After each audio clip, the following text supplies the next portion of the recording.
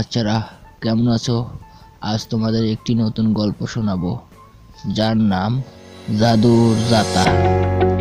এক গ্রামে এক কৃষক বাস করত। তার নাম আল আমিন। সে খুব ভালো মানুষ ছিল, কিন্তু সে খুবই গরিব। সে খুবই পরিশ্রম করত। একবার সে কাজ করার জন্য অন্য গ্রামে গেল।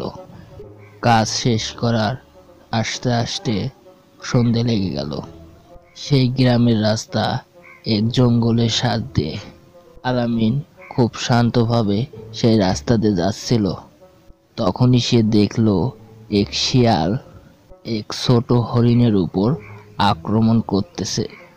আলামিন সেইটা দেখে তার ডান্ডা সেখানে ঢেল দিল, আর সে শিয়ালকে তাড়িয়ে দিল, আর সে হরিণকে বাঁচালো। আলামিন যখনই হরিণের কাছে গেল, তখনই চমৎকার হয়ে গেল, একটি জিন হাজির হলো। আলামিন তার জান বাঁচিয়েছে, সেই জন্য সে তার উপর খুব ভালো এবং তাকে খুবই পছন্দ করলো। আর সে বলল, আমি তোমার খুবই পছন্দ হয়েছে, তুমি যা চাবে আমি তাই দেব। আর আলামিন লোভী নয়। সে বলল, এ জিন, আমি তোমার কাছে কিছুই চাবো না, তুমি আমাকে দোয়া করো, এটাই হবে। আলামিন এর এই কথা শুনে দৈত্য আরো খুশি হলো। আর সে বলল, তুমি সত্যি সত্যি ভালো মানুষ, এর জন্য আমি তোমাকে একটা জিনিস দেবো, যাতে তোমার সারা ধন মিলবে, তোমার দুঃখ ঘোচাবে। তখন সেই দৈত্য জিন তাকে এক জাদুর জাতা এবং লাল কাপড় দিল। আর আবার জিন বলল, দেখো, তুমি এই জাতা একবার ঘুরবে, আর যেটা মনে করবে সেটাই তোমার সামনে আসবে। যখনই তোমার জরুরি পূরণ হয়ে যায়, তখনই তুমি এই লাল কাপড় দিয়ে আটকেবে, আর এই চাকতি সেটা বন্ধ করবে। এটা বলে সেই জিন তার কাছে লাল কাপড় আর জাতা দিয়ে ওখান থেকে চলে গেল।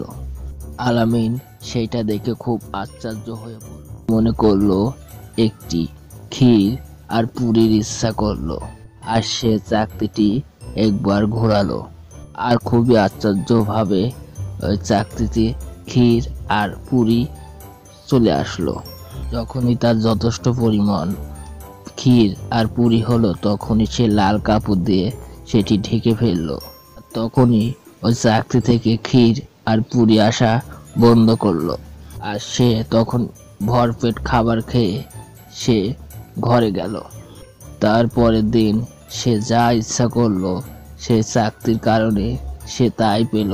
ধীরে ধীরে তার অনেক বড় লোক হয়ে গেল। তার এই অবস্থা দেখে তার এক বন্ধু অবাক হয়ে গেল। তার বন্ধুর নাম ছিল দিনকার। একদিন দিনকার তার বন্ধুর ঘরে ঢুকলো, আর তখনই তার জানলাতে দেখলো সে তার জাদুর জাতা দিয়ে ঘুরেছে।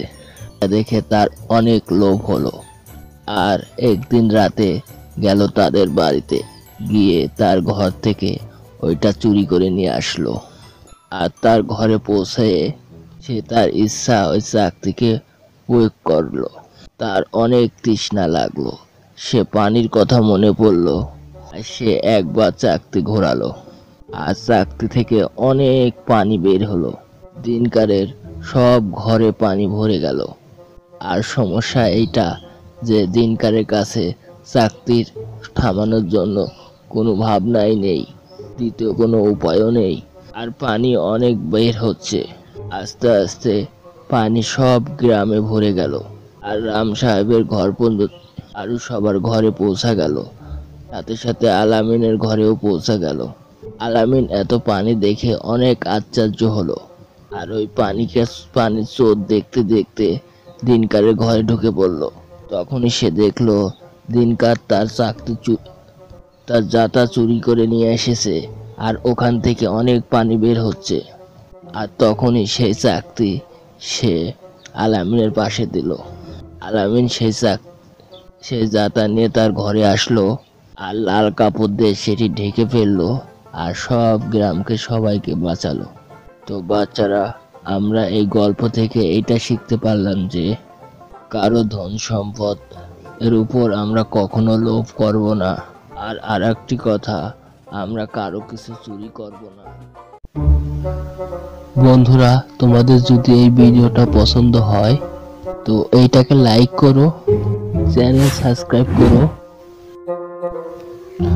আর আমাদের কার্টুন শো সবার প্রথমে দেখার জন্য বেল আইকন দাবানো ভুলো না।